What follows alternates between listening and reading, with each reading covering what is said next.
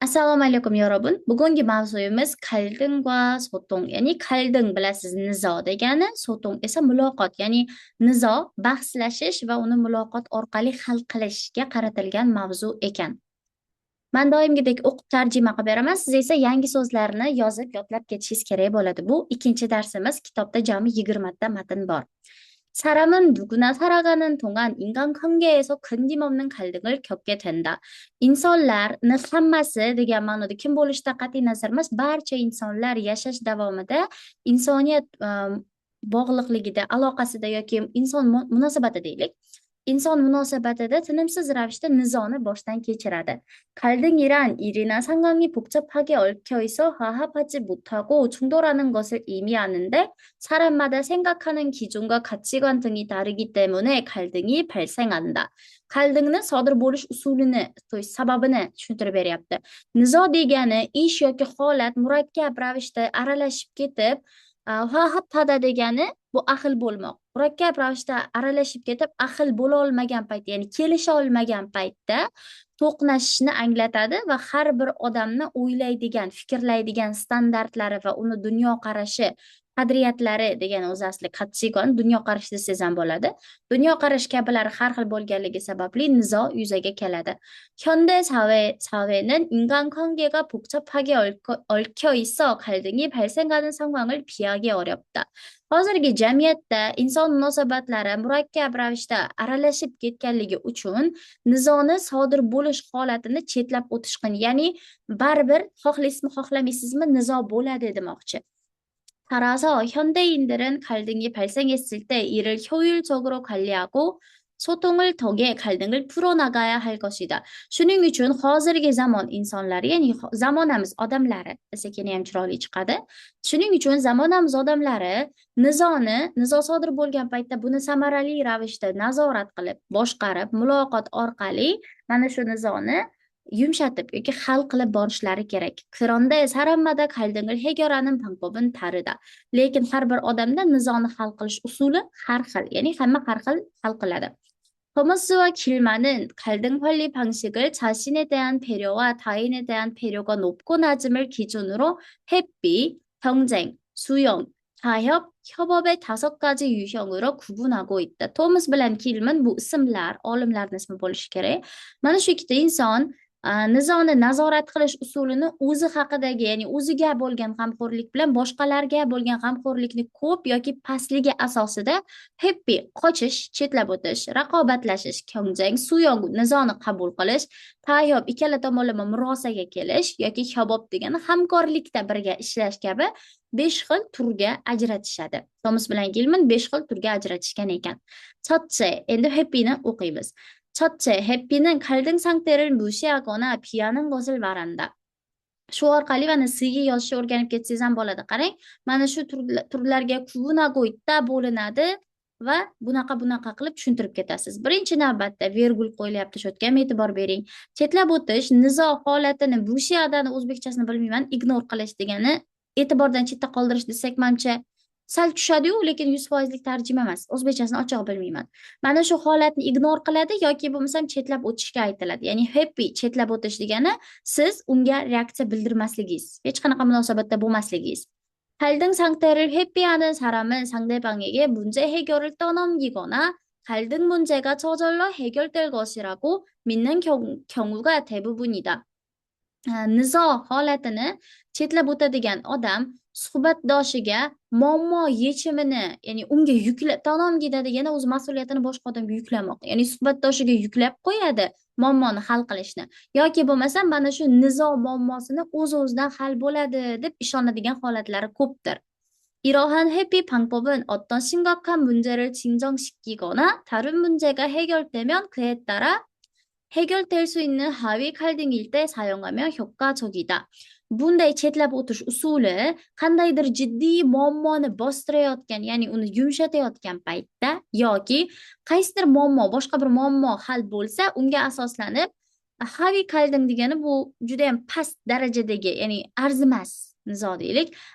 Qandaydir muammo hal bo'lsa, unga qarab arzimas nizo ham nizo bo'lgan paytda foydalanilsa samaraliroqdir dedi. Ya'ni ikki xil paytda foydalanishini tushuntirib berdi.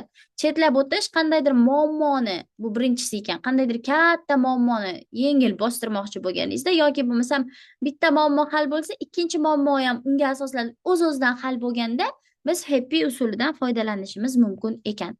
Bir qarashda qiyinroq, bu matnlarni mani o'zim ham tushunishim uchun 2-3 marta kerak bo'lsa o'qiganman-da. O'shaning uchun sizlar ham kamida bir 5 marta mani tarjimamdagi so'zlarni yozib olsangiz, 5 marta o'qisangiz keyin yana ham yaxshiroq tushunasiz.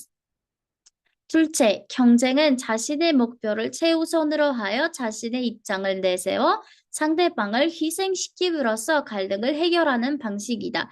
İkinci navbatda raqobatlashish o'zini maqsadini birinchi qilib qo'yib, ya'ni siz faqat o'zingiz manfaatingizni o'ylayotgansiz, birinchi qilib qo'yib, o'zini fikrini ilgari surib, suhbatdoshini qurbonlik keltirish orqali nizoni hal qiladigan usuldir. Ya'ni kimdir bilan tortishib qoldingiz, siz birinchi navbatda o'z manfaatlaringizni o'ylab talashadigan bo'lsangiz, bu 경쟁 uslubi ekan. 이러한 갈등 해결 방식은 자신은 이익을 얻지만 상대방은 손해를 얻게 된다. Bunday nizoni hal qilish uslubida siz foyda olasiz, lekin suhbatdoshingiz zarar ko'radi. 이 방식은 개인 또는 조직의 성장에 매우 충대한 문제를 처리할 때 효과적인 방법이다. Bu usul, ya'ni raqobatlashish usuli shaxs yoki qandaydir jamoani rivojlanishida judayam muhim yoki jiddiy muammoni hal qilayotgan paytda samarali usul bo'ladi. Ya'ni biror bir shaxs yoki bo'lmasam biror bir jamoani rivojlanishiga ta'sir o'tkazadigan muammo bo'lsa, siz raqobatlashishingiz mumkin ekan demoqchi. 셋째, 수용은 자신의 목표보다는 상대방의 입장을 더 고려하여 갈등을 해결하는 방식이다. Uchinchi navbatda qabul qilish o'zini maqsadiga qaraganda suhbatdoshini fikrini yana ham ko'proq hisobga olib, nizoni hal qilish usulidir. 이러한 갈등 해결 방식은 자신의 잘못을 알게 되었을 때나 자신보다 다른 사람의 문제가 상대적으로 더 중요하다고 판단될 때 효과적으로 사용할 수 있는 방법이다. Hop, ya'ni ikkalasi ham ko'rinadigan qo'y gapni. Bunday nizoni hal qilish usuli o'zida xato borligini bilgan paytda yoki bo'lmasam o'ziga qaraganda boshqa odamning muammosi sangdechok degani bu nisbiy, ya'ni solishtirganda muammosi solishtirganda yana ham muhim deb anglagan paytda samarali ravishda foydalaniladigan usuldir. Misol uchun siz kimdir bilan tortishib qoldingiz va sizdan xato o'tganini bildingiz, oxirida bo'pti mayli deb qabul qilar ekansiz.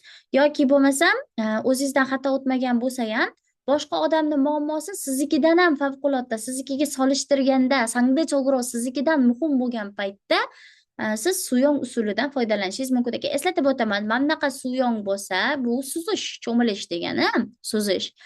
Suyong bilan yoziladigan bo'lsa, demak bu qabul qilish degani ekan. 즉, 조화와 안정을 추구할 때 수용 갈등 해결 방식이 유용하다. Ya'ni choha degani hamohanglik, ya'ni birga bir oqimda suzish deb tushunsangiz ham bo'ladi buni. Va barqarorlikka urg'u berilayotgan paytda qabul qilish, nizoni hal qilish usuli foydali bo'ladi. 넷째, 타협은 서로 간의 이익을 위해 협의된 희생을 통하여 각자 부분적으로 만족된 결과를 가져감으로 갈등을 해결하는 방식이다. Demak, 4-navbatda murosaga kelish o'zaro bir-birini orasida foyda olish uchun kelishilgan qurbonlik orqali har biri bir bugun degani endi har bitta inson, ikkala tomondagi inson qisman mamnun bo'la oladigan natijani olib ketish orqali nizoni hal qiladigan usuldir. Misol uchun qanaqangidir men bilan siz o'rtangizda problema bor. Menga ham ozgina foyda keltirsin, sizga ham ozgina foyda keltirsin. Demak, bu tayob bo'lar ekan, murosaga kelish. Siz ham ozgina zarar ko'rasiz, men ham ozgina zarar ko'raman, lekin ikkalamizga ham qisman qanchadir foyda bor. 이러한 갈등 해결 방식은 복잡한 문제에 대해 일시적인 해결 방법이 필요하거나 목표를 이루는 데 있어서 잠재적인 문제가 큰 갈등을 해결할 때 효과적이다. ya'ni bunday nizoni hal qilish usuli juda ham murakkab muammo uchun deymiz, endi haqida emas, muammo uchun vaqtinchalik hal qilish usuli kerak bo'lganda yoki bo'lmasa maqsadni amalga oshirish jarayonida 잠재적인 문제 degani bu ehtimoliy chiqib qolishi mumkin bo'lgan, potensial degani o'zi aslida o'zbekchasi endi ehtimoliy bo'ladi. Ehtimoliy yuzaga kelishi mumkin bo'lgan muammo katta nizoni hal qilayotgan paytda samaralidir. Ya'ni siz tayyobni qachon ishlatar ekansiz? Qachonki sizga vaqtinchalik yechim kerak bo'lsa yoki bo'lmasa maqsadingizga erishish uchun siz katta muammoni hal qilayotgan paytingizda maqsadingizga обязательно erishishingiz kerak bo'ladi. O'sha paytda qanchadir zarar ko'rsangiz ham, zato maqsadim muhim deb siz tayyobdan foydalanishingiz mumkin ekan.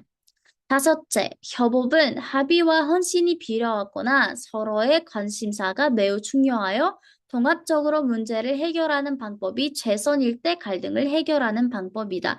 Beshinchi navbatda 협업 degani bu hamkorlikda ishlash. Adashtirib qo'ymaymiz. Tayyob degani bu murosaga kelish, sizlar birga ishlamaysizlar.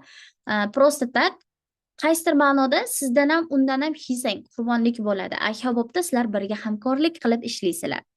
Kelishuv va honshin degani fidoyilik kerak bo'lgan paytda yoki bo'lmasam o'zaro bir-birini qiziqishlari juda ham muhim bo'lib, umumiy muammoni hal qilish usuli birinchi bo'lgan paytda nizoni hal qiladigan usuldir. Ya'ni sizning maqsadingiz muammoni hal qilishga ko'proq qaratilgan bo'lsa, hiyobob bo'lish kerak. Muammoni hal qilishga qaratilgan bo'lsa, maqsadingizni o'ziga erishishga ko'proq urg'u bersangiz, unda tayyob sizga foydali ekan.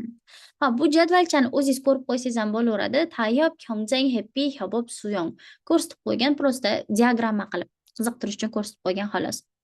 갈등은 질서, 체제, 인간관계를 손상시키거나 파괴할 수도 있다는 점에서 부정적인 면도 있지만 갈등을 통해 보다 발전된 방향으로 나아갈 수 있다는 긍정적인 면도 있다. E'tibor bersangiz tepada 갈등ni yomon tomoni qisqacha va uni hal qilish usullarini gapirib bergan edi. Endi biz bu yerda 갈등ni 긍정적인 면, ya'ni uni 좋은 점, yaxshi tomonlarini ko'rib chiqar ekanmiz. Demak, nizo, tartib, tizim inson munosabatlariga zarar yetkazadi yoki barbod qilishi mumkin degan jihatdan salbiy tomoni bor, lekin nizo orqali puda degani yanada rivojlangan yo'nalishga bora oladi degan ijobiy tomoni ham bor. Ya'ni siz nizo orqali butunlay yo'q bo'lib ketishingiz ham mumkin ekan yoki nizo orqali siz rivojlanishingiz ham mumkin ekan. 갈등을 해결하는 과정에서 상호 간의 이해폭이 넓어지고 관계가 발전되기도 하는데 이는 구성원들의 결속력을 강화해주는 역할을 한다. Ya'ni nizoni hal qilish jarayonida 상호 간에 degan o'zaro bir-birini orasida tushunishni kengligi oshib boradi, ya'ni sizni tushunchangiz kengayib boradi demoqchi. 이해의 폭이 넓어지다 bo'lsa tushunchangiz kengayib boradi va munosabatlaringiz rivojlanishi ham mumkin va bu a'zolarning 결속력 degani bu jipsligini kuchaytirib beradigan vazifani ham bajaradi. Hamjihatlik, jipslik desangiz bo'ladi. 토머스와 길만의 5가지 갈등 대응 방식처럼 상황에 따라 갈등을 관리하는 유형은 다르지만 갈등을 긍정적으로 해결하기 위해서 무엇보다 우선되어야 하는 것은 소통이다. Endi mana muhim qismiga keldik. Tomas bilan Kilmanni 5 xil nizoga qarshi usuli kabi holatga qarab, holatga asoslanib nizoni nazorat qilish usullari har xil, lekin nizoni foydali ravishda, uni ijobiy ravishda hal qilish uchun hamma narsadan ham ko'ra birinchi bo'lishi kerak bo'lgan narsa bu muloqotdir. Ya'ni tepada 5 ta usul sanab o'tdi, baribir o'sha 5 ta usulni amalga oshirish uchun siz nima qilasiz? 소통하다 qilasiz, to'g'rimi? Inson bilan. 소통을 통해 갈등의 원인을 알아내고 합의의 과정을 거쳐 갈등을 해결할 수 있다. muloqot orqali nizoni sababini anglab yetib, kelishuv jarayonidan o'tib nizoni hal qilish mumkin. 그러면 소통을 잘하기 위해서는 어떻게 해야 할까? Unda muloqotni yaxshilash uchun nima qilish kerak ekan? Endi bu yog'iga biz faqat muloqotni yaxshilash haqida o'qiymiz. 먼저 배려가 필요하다. birinchi navbatda g'amxo'rlik kerak. 배려란 상대방에게 자신이 원하는 것이 아니라 상대방이 원하는 것을 주는 것이다.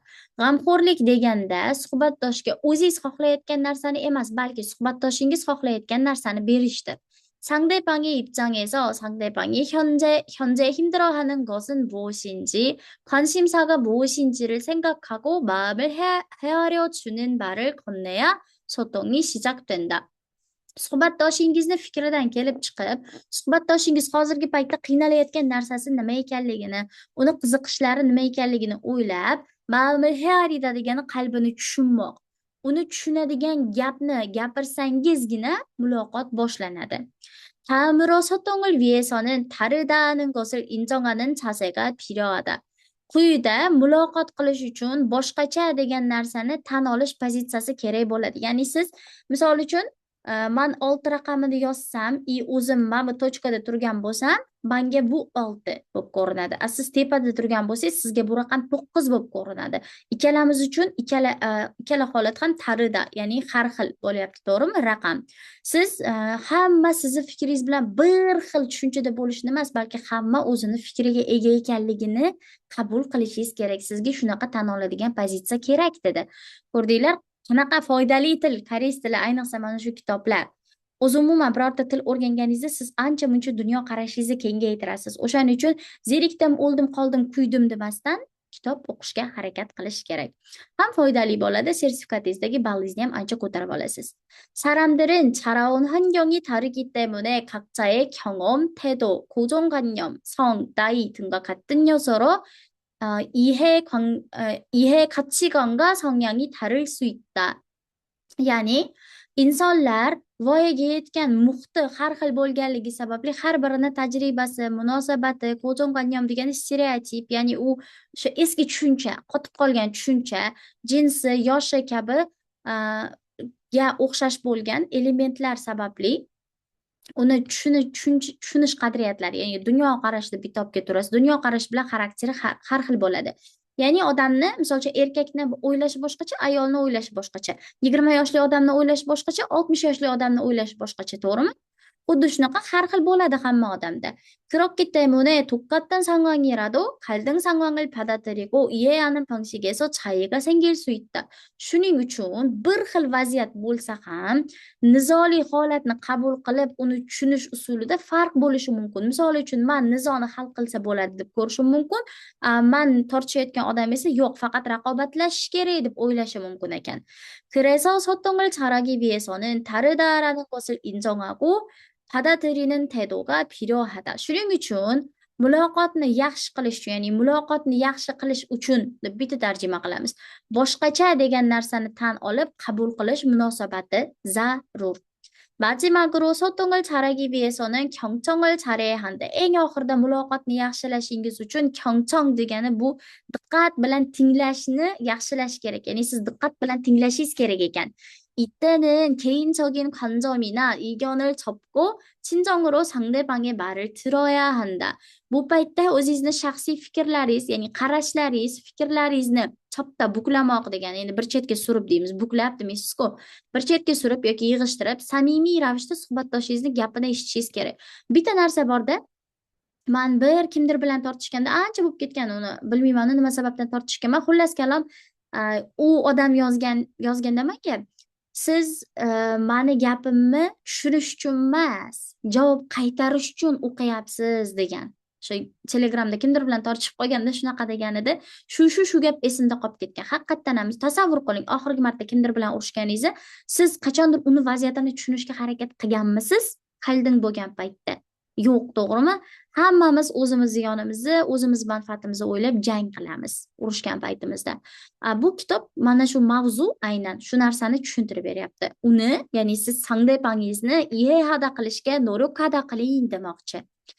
인간관계가 복잡해짐에 따라 갈등의 유형이 다양해져서 갈등 해결 방법에도 정해진 답이 없다. Inson munosabatlari murakkablashib borganiga qarab, nizoni turlari turli xillashganligi sababli nizoni hal qilish usullarida ham belgilab qo'yilgan javob yo'q. Ya'ni faqat shunaqa usul bilan hal qilish mumkin degan narsa yo'q ekan. 이번 문제에 적용된 갈등 해결 방법이 똑같은 상황에서 해결되지 않을 수도 있기 때문이다. Aynan bitta masalada qo'llanilgan nizoni hal qilish usuli xuddi shunaqa holatda o'sha muammoni hal qilib bera olmasligi ham mumkin. 따라서 갈등이 발생했을 때 개인과 조직의 상황을 이해하고 배려하는 마음과 신뢰를 바탕으로 소통한다면 해결될 것이다. Shuning uchun nizo yuzaga kelgan paytda shaxs va jamiyatni holatini tushunib yoki jamoatchiz ham bo'ladi, holatini tushunib, g'amxo'rlik qiladigan qalb va ishonch asosida muloqot qilsangiz hal bo'ladi. 현대 사회는 도처에 갈등이 존재하고 있다. Hozirgi jamiyatimizda yerni har bir burchagida, har bir yerida, hamma joyda nizo mavjud. 우리는 종종 뉴스에서 남북 문제, 노사 문제 등과 같은 갈등에 관한 기사를 접하게 되는데 양측은 각자의 목적과 이익을 위해 때로는 타협을 하기도 하고 때로는 경쟁을 하면서 갈등을 해결해 나간다. Biz ba'zan yangiliklarda 남북 문제 degani bu Janubiy Shimoliy Koreya muammosi, Do'sa 문제 degani ish beruvchi va ishlovchi ishchi muammosi kabi shunga o'xshash bo'lgan nizoga bog'liq bo'lgan maqolalar bilan yuzlashamiz va ikkala tomon ham har biri o'zini maqsadi va manfaati uchun ba'zida ham murosa ham qilishadi va ba'zida raqobatlashib nizoni hal ham qilishadi.